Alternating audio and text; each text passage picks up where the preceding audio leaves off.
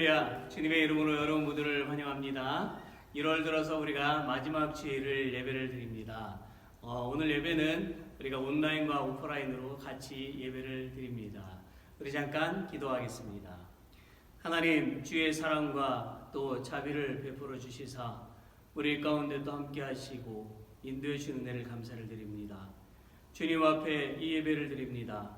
우리의 죄와 허물을 사하시며 당신의 귀한 은혜를 내려 주시옵소서. 모든 것 주님께 맡기고 예수님 이름으로 기도드립니다. 아멘.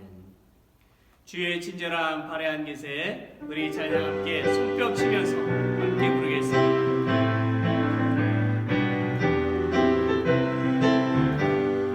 주의 친절한 발에 안기세 우리 마음이 평안하리니 항상 기쁘고 보게 되겠네. 영원하신 발에 안기세 주의 발에 능하신 발에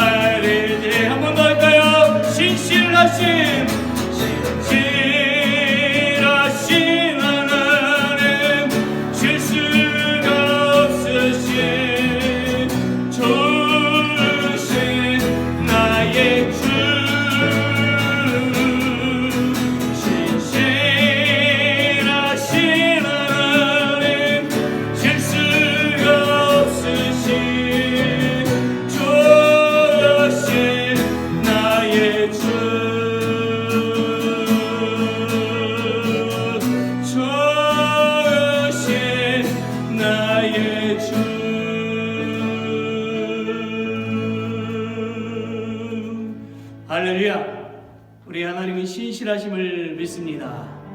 아멘. My delight, you are my portion in this life. 내 마음 가운데 역사하시는 그 주님을 찬양합니다. 나를 구원해 주신 그 아버지의 사랑과 은혜를 기억하며 함께 찬양합시다.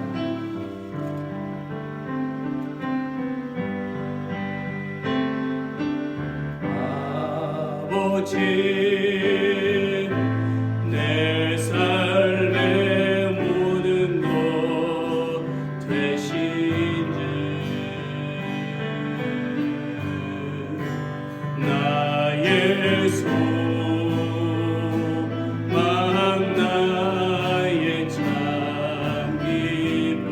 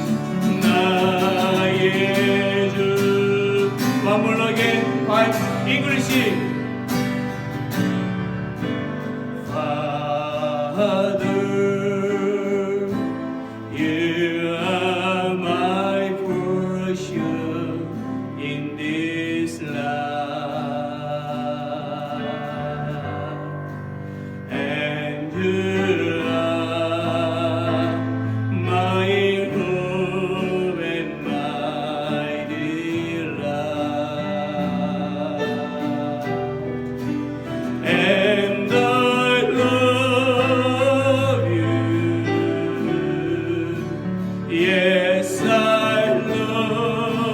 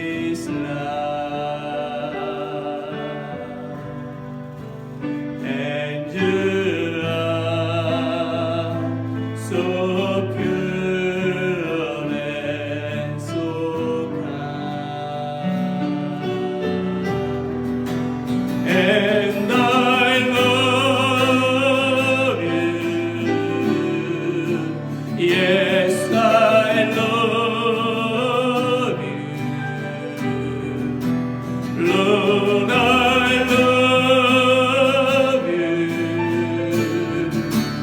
my dear love. 사랑합니다, 사랑합니다,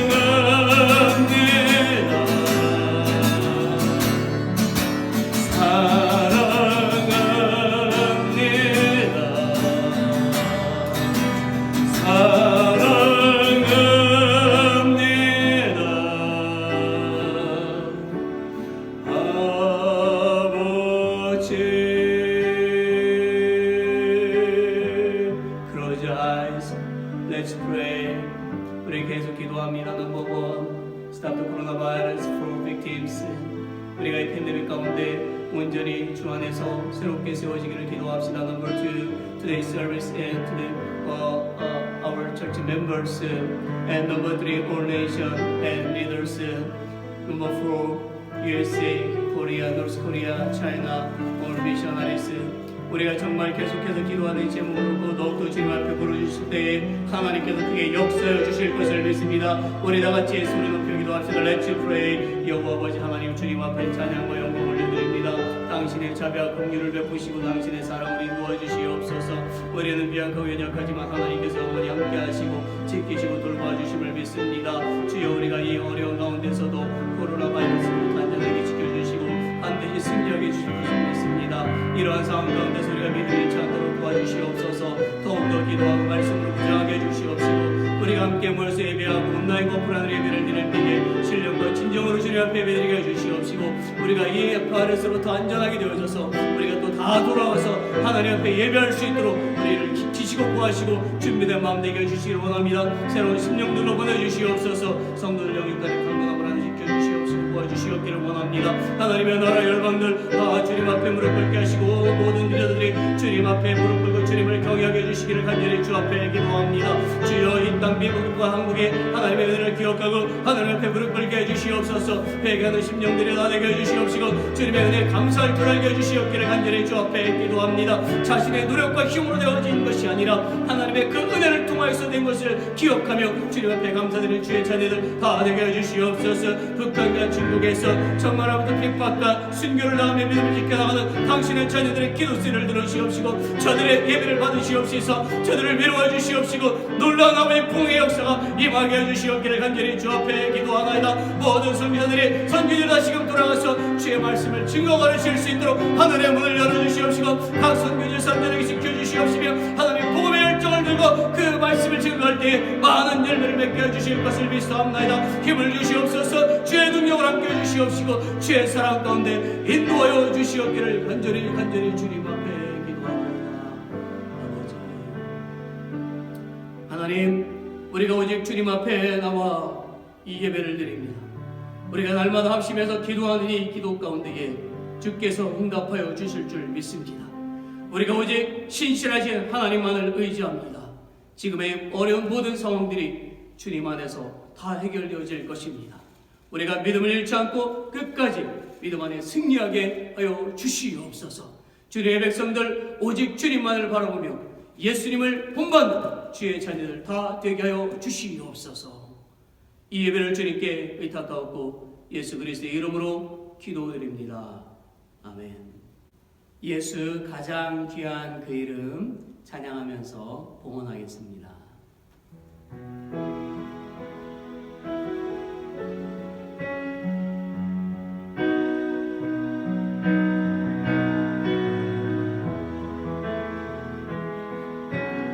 예수 가장 귀한 그 이름 예수 언제나 기도 들으사 오 예수 나의 손 잡아주시는 가장 귀한 그 이름 예수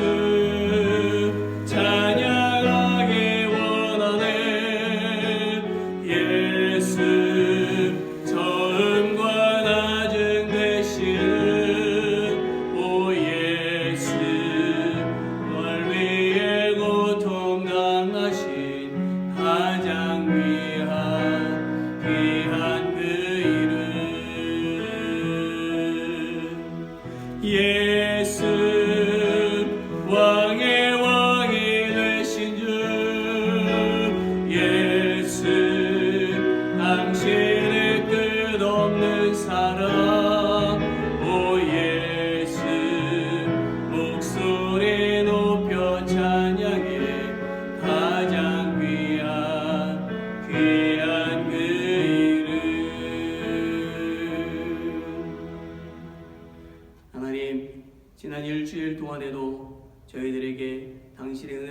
세워주시고 저희들을 인도해 주신 은혜를 감사를 드립니다.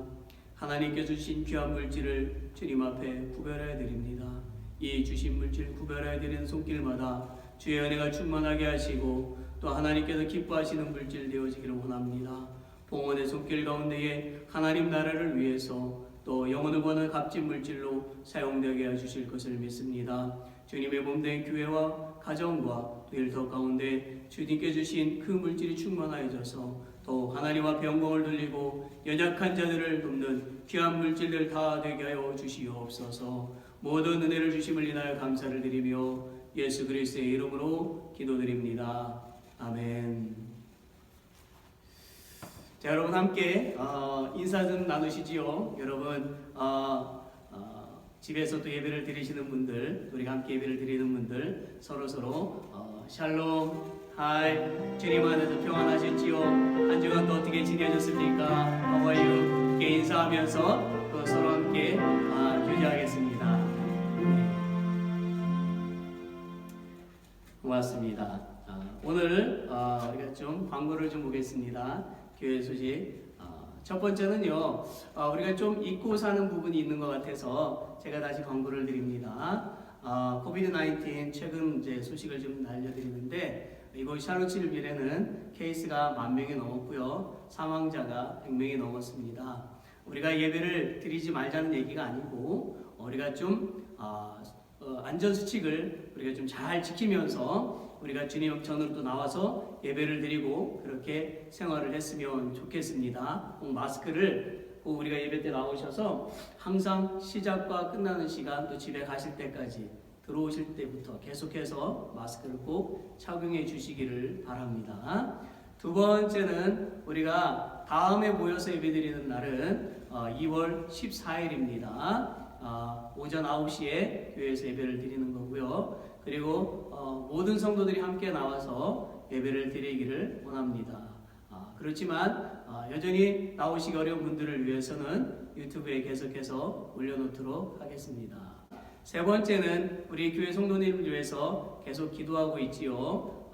첫 번째는 이순익 성도님 많이 연약합니다. 건강을 위해서 계속 기도합시다. 두 번째는 조재정 집사님 우리 허리 수술한 부분들 잘 회복되어지고 그 일터가 또 안전되어질 수 있도록 우리가 계속 기도합시다. 세 번째는 우리 또 이분영 집사님과 마이클을 위해서 기도하는데요. 마이클이 지난 금요일에 소장 수술을 받았습니다. 수술을 또 잘 마쳤고요. 우리가 계속 회복을 위해서 기도하도록 하겠습니다. 그리고 이분영 집사님 어깨 아프시죠? 계속 회복을 위해서 기도합시다. 네 번째로 김나은주 집사님 또 허리와 발이 아픈데 더 건강하고 회복되어질 수 있도록 우리가 또 기도하도록 하겠습니다. 다섯 번째로 우리 진태러 성도님 이제 돌아오는 2월 11일에 발 뒤꿈치 수술을 하게 되지요. 우리 계속 기도합시다. 여섯 번째 마리오 형제의 건강을 위해서 계속 기도합니다. 일곱 번째 한국을 방문 중인 유경선 집사님 일정을 잘 마치고 또 무사히 또 돌아오실 수 있도록 우리가 안전을 위해서 기도합시다. 여덟 번째로 우리가 또 계속 기도했는데요. 우리 정성자매의 아버님께서 잘 회복되어지고 퇴원을 하셨습니다. 앞으로 더 건강을 위해서 우리가 계속해서 기도하고요. 기도해 주신 모든 성도님께 감사드린다고 이렇게 알려왔습니다. 우리 계속 기도합시다. 그 외에도 또 여러분 우리 성도들 간에 혹시 어려운 상황이나 또 아픈 분들이 있으면 저한테 꼭 알려주시기를 바랍니다. 그 다음 네 번째로 우리가 코비드-19 극복을 위해서 계속 우리가 매일 기도하고 그리고 또 성경을 읽어가는 일들을 계속 하십시오. 쉽지 않지만 그래야만 믿음 안에서 여러분들이 또 더 성장해 갈 수가 있습니다. 다섯 번째로 이번 주 수요일은 우리가 새벽 기도가 없습니다. 여섯 번째로 앞으로 예배 통역은요 우리 이상현 형제님께서 수고해 주시기로 했습니다. 잘 감당할 수 있도록 여러분이 계속 기도해 주셨으면 좋겠습니다. 우리 모두 함께요 정말 성령 충만하기 위해서 더욱더 힘쓰시고 또 기도하시고 서로 또 통용하고 연락하시는 또 저 여러분들이 되시기를 예수님의 이름으로 축원합니다. 이상입니다. 오늘 우리가 보실 말씀은요, 에베소서 4장 25절부터 32절까지의 말씀입니다. 우리 같이 함께 읽겠습니다. Let's read together. 그런즉 거짓을 버리고 각각 그 이웃으로 더불어 참된 것을 말하라. 이는 우리가 서로 지체가 됨이니라. 분을 내어도 죄를 짓지 말며 해가 지도록 분을 품지 말고 마귀로 틈을 타지 못하게 하라. 도적질하는 자는 다시 도적질하지 말고 돌이켜 빈궁한 자에게 부재할 것이 있기 위하여 제 손으로 수고하여 선한 일을 하라. 무릇 더러운 말은 너희 입 밖에도 내지 말고 오직 덕을 세우는 데 소용되는 대로 선한 말을 하여 듣는 자들에게 은혜를 끼치게 하라. 하나님의 성령을 근심하게 하지 말라. 그 안에서 너희가 구속의 날까지 인치심을 받았느니라. 너희는 모든 악독과 노함과 분냄과 떠드는 것과 회방하는 것을 모든 악의와 함께 버리고 서로 인자하게 하며 불쌍히 여기며 서로 용서하기를 하나님의 그리스도 안에서 너희를 용서하심과 같이 하라. 아멘. 저는 오늘 세 사람의 특징이라는 그런 제목으로 말씀을 전하려고 합니다. 먼저 저는 오늘 그 설교의 일을 돕기 위해서 두 가지를 좀 설명을 드리려고 합니다. 첫째로 에베소의 위치를 좀 알려드리겠습니다. 지도를 좀 보십시오. 에베소는 지도에서 보시는 대로 라오디게아 아래쪽에 있습니다. 에베소는 오늘 터키에 속해 있지요. 에베소는 당시 로마에 속해 있던 소아시아의 도시 중에 가장 큰 도시였고 항구 도시요, 또 육로로는 중요한 주변 모든 도시와 거의 다 연결이 된 교통의 요충지였습니다. 그리고 편리한 교통 때문에 사람들이 모이기가 편리해서 상업의 중심지로 번성했던 곳입니다. 그리고 매년 한 차례씩 운동 경기가 열리기도 했던 곳이지요. 이런 교통과 상업과 운동 경기 등을 이유로 해서 많은 사람들이 이곳 에베소 즉 소아시아에 모여들게 되어졌고 결국 소아시아 최대의 도시를 이룬 것이 바로 에베소입니다. 종교적으로 보게 되면 미의 여신인 헬라의 아데미, 로마의 다이아나라는 여신을 주신으로 섬기는 도시였고 길이 425m, 너비 220m의 거대한 아데미 신전이 있었던 곳입니다. 이곳에서 아데미 여신을 숭배하는 여사제들이 종교적 행위로 창리의 역할을 수행하던 매우 타락하고 혼란스러운 도시였지요. 바울은 이렇게 타락한 도시에 복음을 전해서 에베소 교회를 세웠습니다. 그리고 나중에 에베소 교회는 디모데가 목회를 하였고 그리고 마지막엔 사도 요한이 목회를 했지요. 그리고 에베소 교회는 악한 자들, 거짓 사도들 그리고 이단으로 인해서 시험을 많이 받았습니다. 그러나 에베소 교회는 이런 시험들을 잘 이겨냈어요. 바울은 시험을 잘 이겨내고 있는 에베소 교회 성도들을 향해서 더욱 믿음 안에 굳게 서기 위해서 세 사람의 특징을 가지라고 당부하고 있는 것입니다. 둘째는요, 앞부분의 말씀의 의미를 좀 알 필요가 있습니다. 바울은 17절에서 24절까지의 그 말씀을 통해서 구원받은 성도인 에베소 교회 성도들이 이방인의 낡은 생활을 버리고 새 생활을 해야 한다고 권면하고 있습니다. 바울이 이렇게 권면하는 데는요, 그 이유가 있어요. 당시 에베소 교회 성도들은 그리스도인이 되기 전에는 항상 세상 근심과 걱정이 있었습니다. 사실 이 세상에서 근심과 걱정이 없는 사람이 누가 있겠습니까? 아무튼 에베소 교회 성도들은 예수님을 믿기 전에는 지나치게 근심하고 걱정하고 있었어요. 그래서 그들은 허망한 삶을 살고 있었고 어두운 생각, 즉 부정적인 생각이 만연되어 있었고 무지함으로 인해서 감각이 둔해지고 방탕한 생활을 하고 있었습니다. 또한 그들의 마음속에는 욕심과 탐심이 가득 차서 더러운 짓들도 부끄럼 없이 했고 양심의 가책을 느끼지 못한 채 못된 짓들을 하고 있었습니다. 그래서 바울은 22절에 보니까 그들의 못된 행동들을 가리켜서 옛사람의 모습이라고 했습니다. 그러면서 바울은 예수님을 믿고 그리스도인이 되었으니까 이제는 허망하게 살던 모습으로 살지 말라고 권면하고 있는 것이지요. 17절에 보게 되면 그러므로 내가 이것을 말하며 주 안에서 증거하노니 이제부터는 이방인이 그 마음에 허망한 것으로 행함같이 너희는 행하지 말라고 했습니다. 에베소 교회 성도들은요, 하나님의 특별한 계획과 사랑으로 말미암아 그리스도인이 되었습니다. 그리고 그들은 예수님 안에 있는 진리를 따라서 그리스도의 그 도를 배우고 그분에게서 말씀을 듣고 그분 안에서 가르침을 받는 거룩한 하나님의 백성이 되었습니다. 이제 바울은 그리스도인이 된 에베소 교회 성도들이 어떻게 살아가야 하는지를 25절부터 32절에서 자세히 가르치고 있어요. 이 가르침은 오늘날 모든 그리스도인들을 향한 권면입니다. 우리는 이 말씀을 잘 듣고 우리의 믿음 생활에 잘못된 부분이 있다면 회개하여서 하나님의 백성으로 바르게 살아가야 할 것입니다. 그렇다면 세 사람의 특징은 무엇인가요? 6가지를 말하고 있지요. 첫째는 거짓을 버리고 각각 그 이웃으로 더불어 참된 것을 말해야 합니다. 거짓은 무엇을 말하나요? 거짓은요, 모든 종류의 부정과 속임수 혹은 남을 속이는 간교한 꾀를 말합니다. 이것은요, 옛사람의 특징 중 하나이지요. 반대로 새 사람의 특징은요, 참된 것을 말하는 것입니다. 그래요, 예수님은 거짓말을 하지 않으셨습니다. 언제나 참된 것을 말씀하셨지요. 성도는요, 그리스도의 삶 속에서 분명히 배웠습니다. 그분이 곧 진리라는 것을요. 그래서 요한복음 14장 6절에 보니까 예수님이 친히 이렇게 말씀하셨잖아요. 내가 곧 진리요. 그리고 에베소서 4장 21절에도 보면 진리가 예수 안에 있는 것 같이 라고 했지요. 우리가 믿는 예수 그리스도가 진리이시니 우리도 진리 안에서 행해야 하는 것입니다. 또한 성도는 그리스도의 몸인 그 교회를 이루는 지체가 되기 때문에 그 입술에 거짓이 있을 때마다 회개하여야 하며 언제나 참된 말을 하여야 합니다. 거짓말과 모든 속임수는요, 성도들을 이간질시키고 불신하게 하며 교회를 무너뜨리는 악한 행동입니다. 골로새서 2장 8절을 보니까 누가 철학이나 헛된 속임수로 너희를 노략할까 주의하라.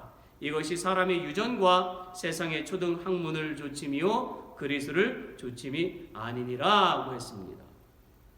여러분, 세상 사람들의 믿음 없는 말이나 주님을 향한 그 마음을 거스리는 말들에 미혹되어 넘어지지 마시기 바랍니다. 오직 성도는 그리스도를 본받는 자들이니까 물질과 명예 그리고 권세와 인기를 지키기 위해서 위선과 거짓으로 포장하지 말고 진리 안에 바로 서 있는 사람이 되어야 합니다. 여러분, 요셉을 잘 아시지요? 그는 형제들의 미워함 때문에 바로의 신하인 시위대장 그 보디발의 종으로 팔렸었잖아요. 그곳에서 요셉은 집안일을 하다가 보디발의 아내의 유혹을 받자 뿌리친 것이 오해를 받아서 감옥에 갇혔었어요. 요셉은 너무나 억울한 경우를 당했지만 그는 거짓이 없었습니다. 그는 항상 참되게 말하고 참되게 행동했어요. 그래야 하나님은 진리 안에 있던 그 요셉을 애굽의 총리 자리에 오르게 하셨습니다. 사랑하는 여러분, 성도가 진리 안에 바로 서 있으면요, 때가 되면 반드시 하나님께서 높이 세워주신다는 것을 믿으시기를 바랍니다.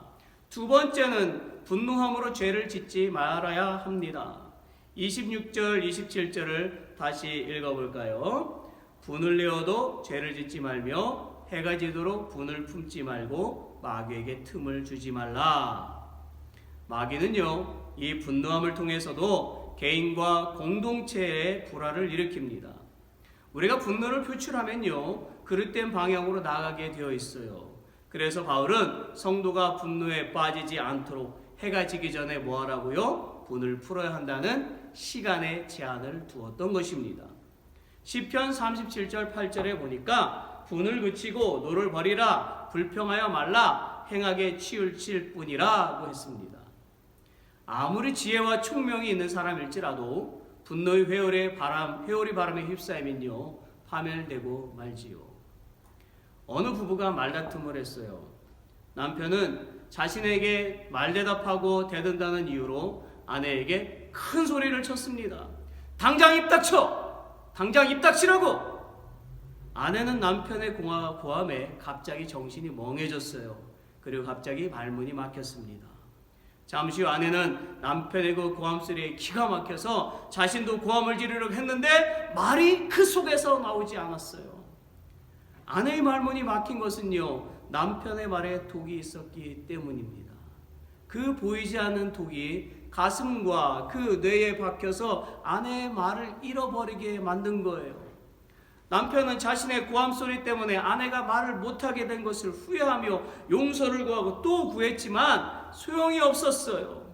결국 아내는 말을 잃어버린 채 30년을 그렇게 고생하며 살다가 생을 마감하고 말았습니다. 얼마나 비참한 이야기입니까? 만약에 우리 교회 성도 가정에 또한 성도들 중에 이런 다툼이 있다면 당장 회개해야만 하는 것입니다. 분노는요, 비단 부부 사이에만 나타나는 것이 아니지요. 분노는요, 부모와 자식 사이에도 많이 나타납니다. 연구에 의하면 아이들을 향한 부모의 분노, 즉 언어폭력을 받은 자녀들 3명 중에 1명은 부모의 그 폭언이 싫어서 가출을 하거나 자살 충동을 느낀다고 합니다. 그리고 자녀들이 부모에게 자주 듣는 폭언은 넌 집안의 골칫덩이야. 너만 없으면 속이 편하겠어. 괜히 나왔네. 내가 내다버렸으면 좋겠다. 나가 죽어라. 정 떨어진다. 너 때문에 내가 못 살겠다. 이런 거래요. 사실 저도 고백하는데요. 저도 큰딸에게 이런 말 중에 어떤 것을 한 적이 있습니다. 그래서 소정에게 미안한 마음을 가지고 있어요. 그래요, 여러분. 우리는 살아오면서 우리의 자녀들에게 이런 말을 했을 것입니다. 그런데요, 이제는 이런 말을 해서는 안 됩니다. 화가 난다고 감정을 그대로 표현한다면 가족관계뿐만 아니라 모든 인간관계가 엉망진창이 되고 맙니다. 야고보서 1장 20절을 보세요. 사람의 성내는 것이 하나님의 의를 이루지 못함이니라고 했어요. 내가 소리를 지르면 이길 거라고 생각하는데요, 그것은 어리석은 행동입니다. 내가 고함을 치면 상대방이 상처를 입고요, 병들게 되는 거예요. 심지어 그런 행동은 상대방을 죽이는 살인과도 같은 해악입니다. 사랑하는 여러분, 마귀는 분노를 틈타서 그리스도인을 파괴하고 그리스도의 모임을 파괴하고 주님의 사랑 안에서의 교제를 끊어버리고 하나님과의 관계를 끊어버립니다. 그러므로 분노가 일어날 때에 노하기를 더디하라 하는 말씀을 기억해서 자신을 잘 다스리는 저와 여러분이 되어야만 할 것입니다. 세 번째는 도둑질하던 사람이 다시 도둑질하지 않고 열심히 일을 해서 이웃에게 항상 선한 구제일을 해야 합니다. 28절을 다시 읽어볼까요? 도둑질하는 자는 다시 도둑질하지 말고 돌이켜 가난한 자에게 구제할 수 있도록 자기 손으로 수고하여 선한 일을 하라. 오래전 캔자스주의 작은 마을에 체프먼이라는 부부가 있었어요. 어느 날 그 부부의 소년 아들인 윌버가 자신에게 용돈을 준 탄넬이라는 사람에게 다음과 같은 편지를 보냈습니다. 저희 마을에는 한센병 환자들이 많아요. 한센병은 문둥병이지요. 저는 아저씨가 준 $3로 새끼 돼지를 사서 키우려고 합니다. 그리고 이 돼지를 팔아서 한센병 환자 가족을 도우려고 합니다. 소년의 마음이 얼마나 기특합니까? 소년은 열심히 돼지를 키웠어요. 그 모습을 지켜보던 동네 꼬마들도요, 돼지를 키우기 시작했어요. 소년은 편지대로 다음에 그 돼지를 팔아서 한센병 환자 가족을 도와주었습니다. 얼마 후 이 일이 신문사에 알려지게 되었어요. 그러자 많은 사람들이 돼지 저금통을 만들어서 이웃을 돕는 일을 펼치게 되었어요. 이것이 돼지 저금통의 시작입니다. 그때부터 소년들은요, 군것질할 것들을 아껴서 저금통에 넣었고 한센병 환자를 돕는 일에 사용했다라는 거지요. 여러분, 참으로 선한 구제 아닙니까? 히브리서 13장 16절에 보니까 오직 선을 행함과 서로 나눠주기를 잊지 말라. 이 같은 제사는 하나님이 기뻐하시느니라고 했습니다. 여러분, 한국 속담에 보면 개같이 벌어서 정승같이 쓴다라는 말이 있지요. 그런데요, 사실 이 속담은 좋은 의미가 아닙니다. 왜냐하면 이 말의 의미는 수단과 방법을 가리지 말고 나쁜 짓을 하더라도 돈을 벌어라 라는 뜻이에요. 그런데 요즘은 개같이 벌어서 개같이 쓴다라는 말이 있어요. 정말 이것은 더 나쁜 것입니다. 아무 짓이나 해서 돈을 벌어서 아무렇게나 쓴다는 그런 뜻이니까 말입니다. 우리에게 필요한 것은 우리에게 필요한 것이지만, 정말 돈은 정말 우리에게 필요한 것이지만, 어떻게 벌고 어떻게 쓰느냐가 굉장히 중요한 것이지요. 저는 나의 조국 한국의 청년들이요, 한정 판매하는 신발을 사기 위해서 새벽부터 줄을 서는 것을 보았을 때에 기가 막혔습니다. 청년들은요, 그 신발이 뭐라고 800불, 900불 돈을 주고서 산다는 거예요. 그 신발을 정말 신고 어떻게 다니겠어요? 뭐라도 신발에 묻을까봐 걱정하고 근심하고 다니겠죠. 정말 한심합니다. 여러분, 돈을 그렇게 쓰는 것은요, 정말 쓸데없는 짓이에요. 왜 그들은 그 많은 돈을 어렵고 힘든 사람들을 돕지 못하고 나를 나타내고 나를 자랑하는 데다 돈을 사용하는 걸까요? 우리는 그런 사람이 되어서는 안 되는 거예요. 사랑하는 여러분, 성도는요, 돈을 버는 일에도 정직히 그리고 열심으로 벌어야 하는 것입니다. 그리고 그 돈을 값지게 사용해야만 하는 것이지요. 우리가 가지고 있는 10불이면은요, 아프리카에서 굶주리고 있는 아이에게 며칠을 먹일 수 있는 돈이 됩니다. 하나님께 주신 그 돈을 낭비하지 말고요, 어렵고 가난한 사람들을 위해서 사용하세요. 그리고 그 돈을 어려운 상황에 처한 이야기를 들을 때에 선한 구제를 하는 저와 여러분이 되시기를 바랍니다. 네 번째는요, 내 입으로는 더러운 말을 하지 말고 항상 선한 말을 하여 사람들에게 유익을 주어야 합니다. 29절을 다시 읽어볼까요? 무릇 더러운 말은 너희 입 밖에도 내지 말고 오직 덕을 세우는 데 소용되는 대로 선한 말을 하여 듣는 자들에게 은혜를 끼치게 하라.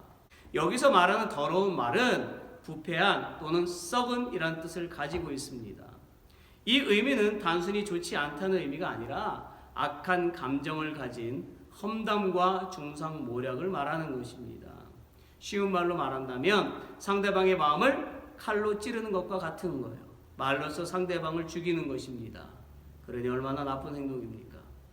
마태복음 7장 1절부터 5절에 보니까 비판을 받지 아니하려거든 비판하지 말라. 너희 비판하는 그 비판으로 너희가 비판을 받을 것이요 너희 헤아리는 그 헤아림으로 너희가 헤아림을 받을 것이니라. 어찌하여 형제의 눈 속에 있는 티는 보고 내 눈 속에 있는 들보는 깨닫지 못하느냐. 보라, 내 눈 속에 들보가 있는데 어찌하여 형제에게 말하기를 나로 내 눈 속에 있는 티를 빼게 하라 하겠느냐. 외식하는 자여, 먼저 내 눈 속에서 들보를 빼어라. 그 후에야 밝히 보고 형제의 눈 속에서 티를 빼리라. 그리스도인이 더러운 말이나 비판의 말을 해서야 되겠습니까? 한번 활시를 떠난 그 화살은요, 다시 돌아오지 않는 것이지요. 우리가 내뱉은 그 말은요, 다시 주워 담을 수가 없어요. 그러니 깊이 생각하고 말을 해야만 하는 것입니다. 여러분, 그리스도인은요, 도덕적으로 올바른 말을 잘 사용해서요, 교회와 그리스도인 상호 간에 덕을 세우며 모든 사람에게 은혜를 끼치는 말을 해야 합니다. 다섯 번째는 성령을 근심하게 하지 말아야 합니다. 30절을 다시 읽어봅시다. 하나님의 성령을 근심하게 하지 말라. 그 안에서 너희가 구원의 날까지 인치심을 받았느니라. 아멘. 성령을 근심하게 하는 행위는 무엇을 말합니까? 그것은 앞절에서 보니까 상대방을 험담하고 중상모략하는 더러운 말로 인해서 성령이 근심하게 된다는 말입니다. 즉 그리스도인이 서로 더러운 말을 함으로써 성도 안에 있는 성령을 근심하게 만든다라는 거예요. 이게 무슨 뜻이냐고요? 고린도전 3장 16절을 같이 한번 읽어볼까요? 너희가 하나님의 성전인 것과 하나님의 성령이 너희 안에 거하시는 것을 알지 못하느뇨. 칼빈은 성령을 근심하게 하는 이유를 이렇게 말했어요. 성령은 그리스도 안에서 역사하시는 인격적인 안내자이며 지도자이시기 때문에 그 인도하심을 따르지 않고 자신을 더럽히면 그를 근심케 만드는 것이 된다. 여러분, 성령은 어떤 분이십니까? 거룩한 분이시지요. 그분이 성도 안에 함께 하시는데 성적으로 물러나셔야 되겠습니까? 동성연애가 있어야 되겠습니까? 내 몸의 주인은 하나님이십니다. 그러니 내 몸을 맘대로 더럽혀서는 안 되는 것이지요. 그러므로 그리스도인은요, 십자가에서 피를 흘리신 예수님을 통해서 구원받고 하나님의 자녀가 되는 인치심을 받은 자라는 것을 알아야 됩니다. 그리고 그리스도는 하나님의 자녀라는 사실을 깨닫고 주님이 오시는 그날까지 성령 하나님과 동행하며 살아가야만 하는 것입니다. 마지막으로 모든 악독과 분냄과 분을 밖으로 표출하여 떠드는 것과 모독적인 언사 등의 모든 악의를 버리고 오직 그리스도 안에서 서로 불쌍히 여기며 인자하게 되어야 합니다. 31절 32절을 다시 읽어봅시다. 너희는 모든 악독과 노함과 분냄과 떠드는 것과 비방하는 것을 모든 악의와 함께 버리고 서로 친절하게 하며 불쌍히 여기며 서로 용서하기를 하나님이 그리스도 안에서 너희를 용서하심과 같이 하라. 노함은 무엇을 말합니까? 노함은요, 걷잡을 수 없는 분노가 일어나서 감정이 폭발하는 것입니다. 이런 경험이 있으신가요? 분냄은 내가 당한 어떤 상황에 대해서 너무나 분해서 악한 감정이 마음에 새겨져서 습관적이고 지속적으로 여기저기 사람을 붙잡거나 혼자서 말하는 것입니다. 저도 이런 경험이 있어요. 제가 한국에서 살 때에 침례신학대학원에 다닐 때 일입니다. 저는 교회차를 가지고 학교에 왔어요. 그리고 공부가 끝나고 나서 제가 자취하는 집으로 돌아가고 있었습니다. 큰 사거리가 있었는데요, 주황색 불이 켜져 있었어요. 그래서 저는 좌회전 신호를 켜고 급하게 넘어가게 되었지요. 제가 교차로를 거의 다 지나갔을 때에 반대쪽에서 차가 달려오는 것입니다. 제가 교차로를 거의 다 건넜을 때에 반대쪽 신호등이 녹색으로 바뀌었던 것입니다. 제가 막 지나갈 때에 그 차는요, 녹색 신호로 바뀌자마자 출발해서 제 차의 뒷부분을 들이받은 것입니다. 여러분, 한국 신호등은요, 미국 신호등과 달라요. 미국 신호등은 황색 신호가 빨간색 신호로 바뀐 다음에 약 3초 뒤에 반대쪽 신호가 녹색 신호로 바뀝니다. 그러나 한국 신호등은요, 황색 신호가 빨간색 신호로 바뀌면 동시에 반대쪽 신호는 녹색으로 바뀌게 돼요. 그러다 보니까 이런 신호 시스템을 사람들이 다 알아서 녹색으로 바뀔 것을 계산해서요, 하나 둘 셋 하면 바로 출발하는 거예요. 결국 사고가 나고 말았어요. 저는 차를 세워놓고 얼른 내려서요, 상대방이 어떤지 살피러 갔습니다. 잠시 후에 상대 차에서 두 사람이 내렸는데요, 다 목을 잡고 아프다 그러면서 내리는 거예요. 또한 저에게 소리를 막 지르면서 내가 기자고 경찰을 내가 잘하는데 면허증 내놔 이러는 거예요. 저는 경험이 없었어요. 그 사고는요, 제가 운전하고 처음 당한 것이었어요. 상대방의 면허증을 주었고 그들은 병원에 입원을 했고 차는 바로 오토샵에 맡겨졌습니다. 결국 저는 제가 사고를 당했는데 거꾸로 사고를 낸 그런 형편이 되어져서요, 상대 차량 수리비와 병원비까지 다 지불하고 말았습니다. 저는 너무나 분했어요. 그래서 저는 화가 났고 만나는 사람에게요, 제 속상한 마음을 말하고 저 혼자서도 막 중얼중얼하고 다녔어요. 그런데요, 제가 그렇게 보낸 시간들이 얼마나 쓸데없는 짓이었는지를 알게 되었습니다. 저는 차라리 그 시간에 하나님께 기도하고 하나님께 맡겼어야 했는데 그렇게 하지 못했어요. 여러분도 이런 경험이 있으시죠?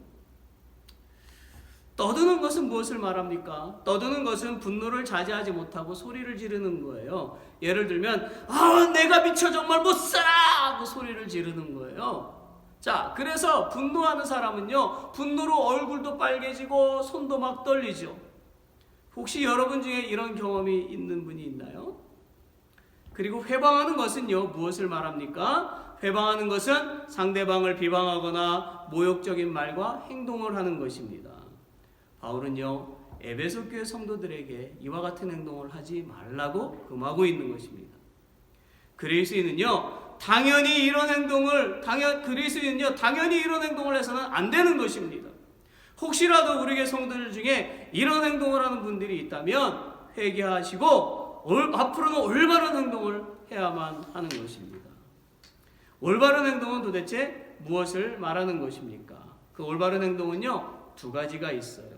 첫째로 우리는 서로서로 돌보고 도와주고 불쌍히 여기는 그런 행동을 해야 된다라는 것입니다.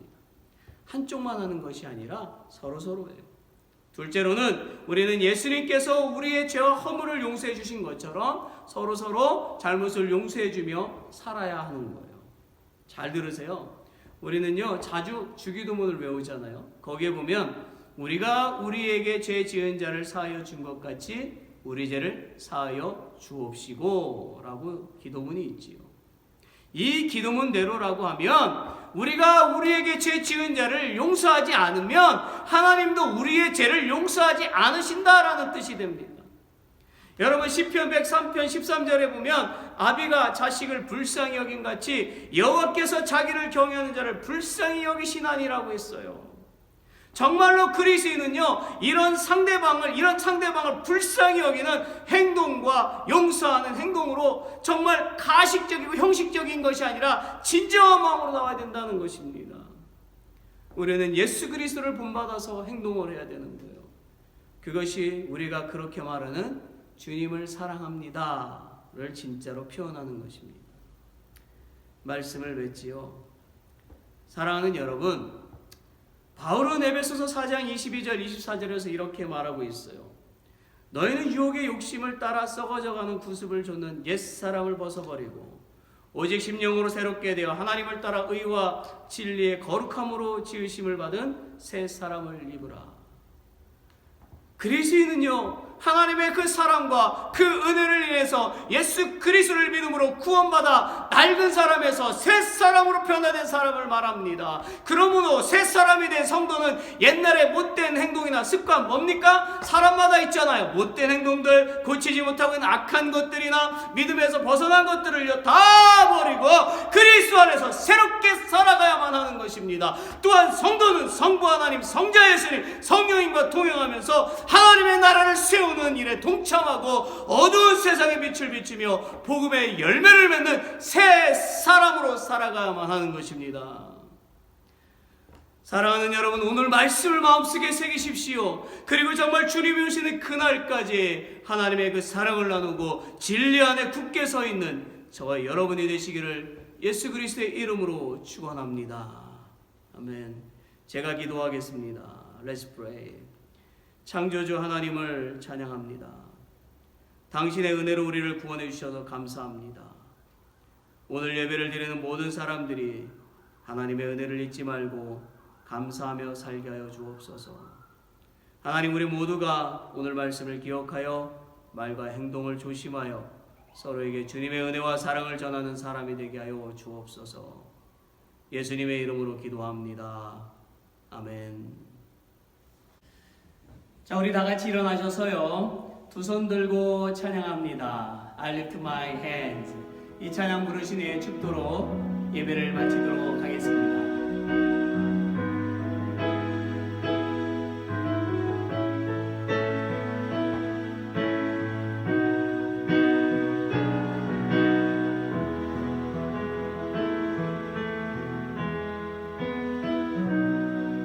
두 손 들고 찬양합니다. 다시 오실 원 여호와께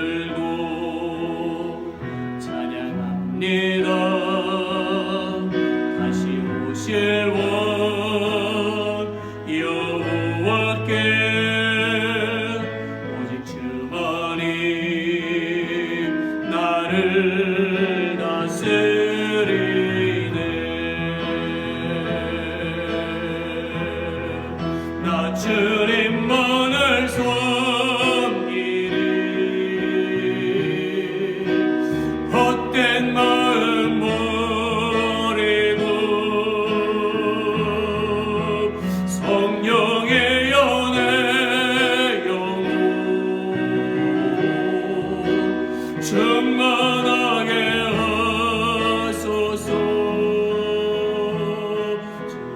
주님 앞에 내 생명 드리리라. 나 주님만을 섬기리. 나 주님만을 섬기리. 헛된 마음 버리고 성령의 연애 영혼 충만하게 하소서. 주님 앞에 내 생명 드리리라.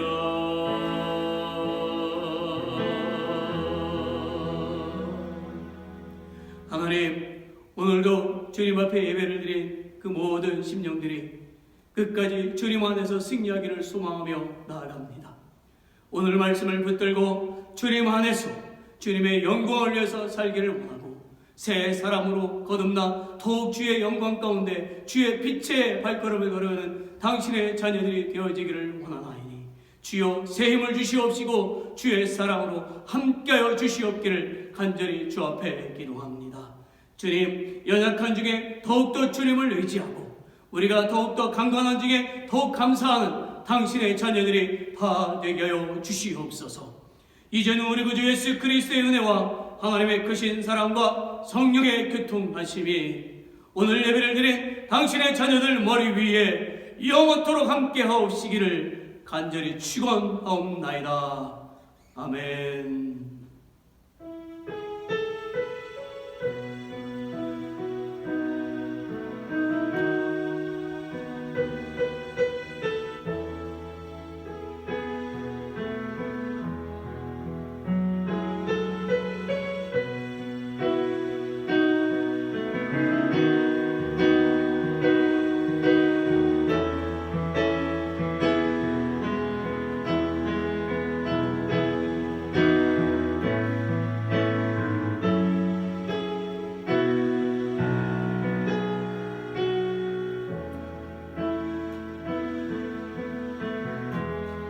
예배를 마쳤습니다.